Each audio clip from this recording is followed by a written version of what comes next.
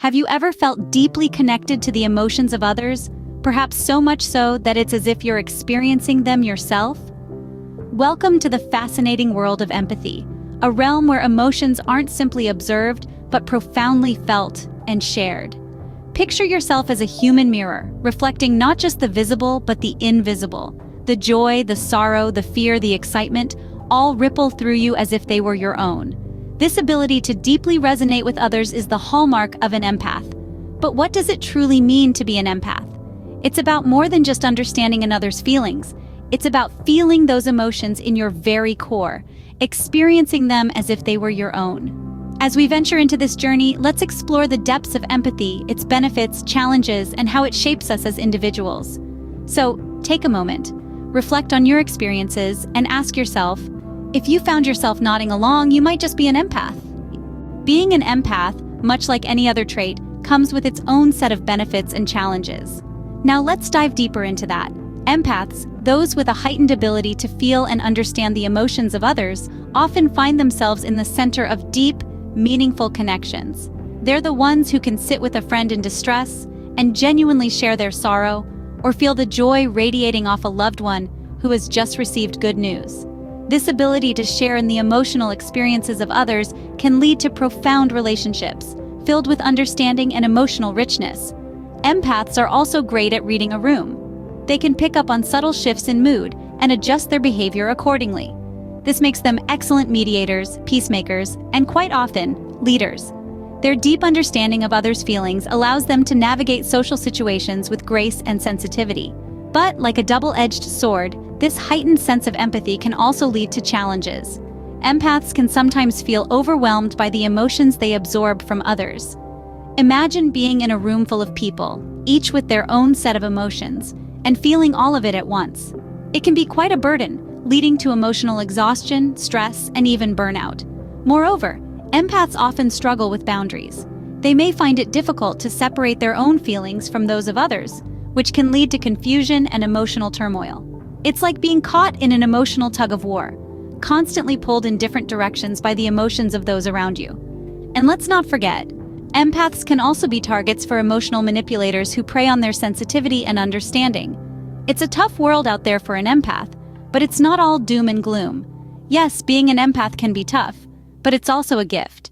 The ability to connect deeply with others, to understand them on a level that many can't, is something truly special. It's a trait that can bring joy, fulfillment, and a unique perspective on life. So, as we can see, the empath's journey is not always an easy one, but it can certainly be a rewarding one. But can a person's empathic abilities change over time due to life events? Let's dive into this intriguing question. Change is an undeniable part of life. It's the one constant we can all rely on. But what about when it comes to our empathic abilities? Can they too evolve, shift, and transform in response to our life experiences? Well, the answer in short is yes.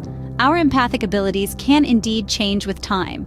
They are not set in stone, but rather are malleable, much like clay. Life events can shape us, mold us, and ultimately influence our empathic abilities. Imagine this. A significant life event occurs. It could be a loss, a traumatic experience, or even a moment of profound joy. This event can act as a catalyst, sparking a deep transformation within us. For some, these events may enhance their empathic abilities. They become more sensitive, more attuned to the emotions of others. They feel a deeper connection to the world around them, their empathy expanding like ripples in a pond. On the other hand, for others, these events can lead to a tightening of the empathic reins. They may find that their heightened sensitivity becomes too overwhelming. As a form of self-protection, they might shut down their empathic abilities, creating a protective barrier between themselves and the emotional currents of the world. Yet even this shutting down is not permanent. With time, healing, and personal growth, these individuals may rediscover their empathic abilities. They might learn to manage their sensitivity, to balance their empathy with healthy boundaries. It's a journey, a dance between openness and protection, between connection and self-care.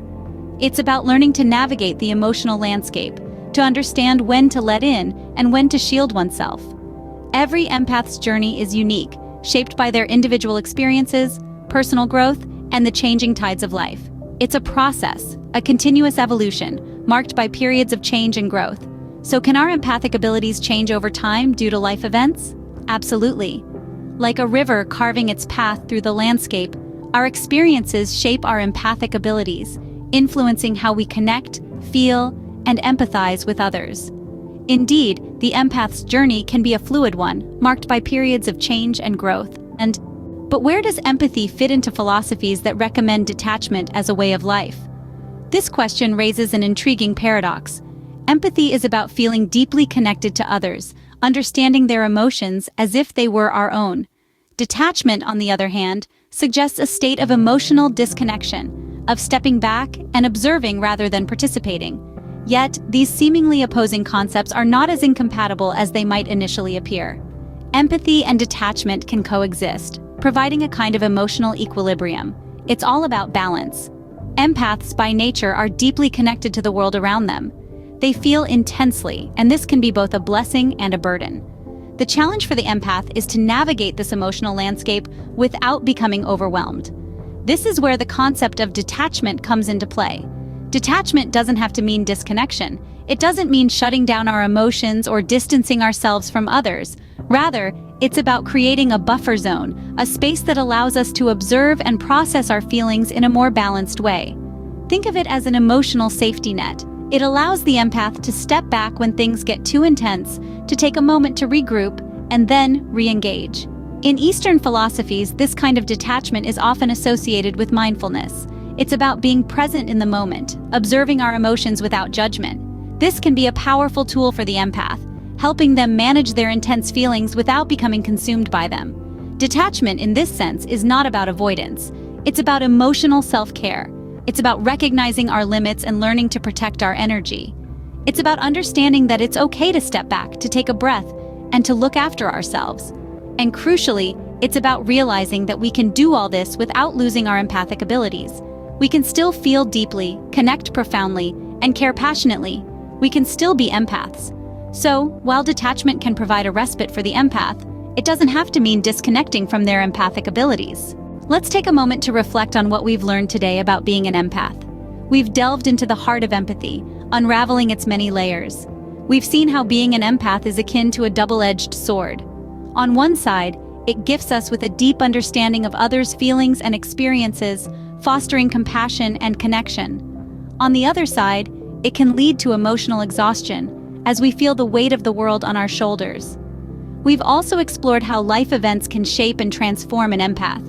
Change is not only possible but inevitable. It is part of growth, part of our evolution as human beings. Just as a caterpillar morphs into a butterfly, an empath too can undergo profound transformations, reshaping their emotional landscape and the way they interact with the world. And what about detachment? We've discovered that it isn't about shutting ourselves off from emotions, but rather finding a balance. It's about creating a safe space within ourselves, where we can experience feelings without becoming overwhelmed by them. It's about understanding that we can care deeply, yet not carry the weight of others' emotions. Whether you're an empath or simply someone trying to understand this unique way of experiencing the world, remember, empathy can be a powerful tool for connection, understanding, and growth.